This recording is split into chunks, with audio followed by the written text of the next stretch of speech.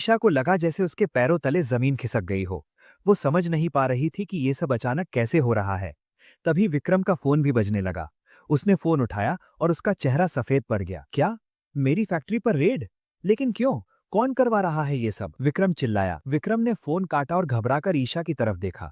ईशा, मेरा सब कुछ बर्बाद हो रहा है। किसी ने मेरी कंपनी के सारे सीक्रेट डॉक्यूमेंट्स लीक कर दिए हैं। मुझे अभी पता चला है कि ये सब एम्पायर ग्रुप के सीईओ कबीर सिंघानिया के इशारे पर हो रहा है। आखिर ये आदमी चाहता क्या है हमसे? हमने तो कभी उससे बात भी नहीं की। एक कोने में व्हील चेयर पर बैठे मिस्टर रॉय सब सुन रहे थे। उन्होंने एक गहरी सांस ली और धीरे से बोले, मैंने कहा था ईशा, किसी के आंसू तुम्हें बहुत भारी पड़ेंगे। उस लड़के को घर से निकालकर तुमने अपनी किस्मत को ठोकर मारी है। ईशा गुस्से में अपने पिता की ओर पलटी। डैड प्लीज, आप उस फटीचर की रट लगाना बंद कीजिए। यहाँ हमारा बिजनेस डूब रहा है और आपको उस कबीर की पड़ी है। और ये कबीर सिंघानिया कौन है? मैं अभी उससे बात करती हूँ। ईशा ने तुरंत एम्पायर ग्रुप के हेड ऑफिस में कॉल लगाया। कई बार रिंग होने के बाद रिसेप्शनिस्ट ने फोन उठाया। हेलो, मैं ईशा रॉय बोल रही हूँ। मुझे अभी के अभी मिस्टर कबीर सिंघानिया से बात करनी है। ईशा ने अपनी आदत के अनुसार हुक्म चलाया। रिसेप्शनिस्ट की आवाज बेहद शांत और सख्त थी। मिस्टर सिंघानिया किसी से बात नहीं करते, लेकिन उन्होंने आपके लिए एक मैसेज छोड़ा है। अगर आप अपनी कंपनी बचाना चाहती हैं, तो कल सुबह 9 बजे ऑफिस आ जाइए। अगर 1 मिनट भी लेट हुई तो रॉय इंडस्ट्रीज का नामो निशान मिट जाएगा। फोन कट गया। ईशा गुस्से से कांप रही थी, लेकिन पहली बार उसे डर लग रहा था। पूरी रात रॉय मैंशन में किसी को नींद नहीं आई। ईशा और विक्रम वकीलों को कॉल करते रहे, लेकिन कोई भी एम्पायर ग्रुप के खिलाफ खड़ा होने को तैयार नहीं था।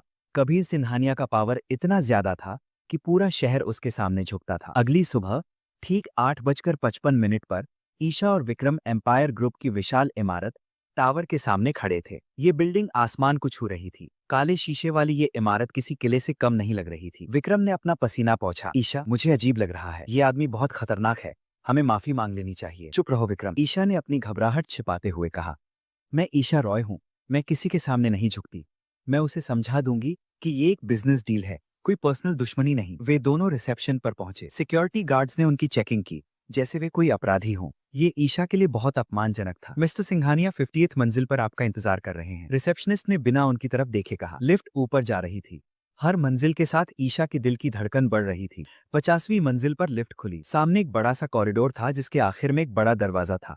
उस पर लिखा था सीईओ। ईशा ने दरवाजा खोला। अंदर का नजारा देखकर वे हैरान रह गए। कमरा बहुत बड़ा था। एक तरफ बड़ी सी खिड़की थी, जिससे पूरा शहर दिखाई दे रहा था। एक बड़ी सी घूमने वाली कुर्सी, रिवॉल्विंग चेयर, खिड़की की तरफ थी। कुर्सी पर बैठा शख्स शहर को देख रहा था। उसकी पीठ ईशा और विक्रम की तरफ थी। ईशा ने गला साफ किया। मिस्टर सिंघानिया, मैं ईशा रॉय हूँ। आपने हमारी कंपनी के साथ ऐसा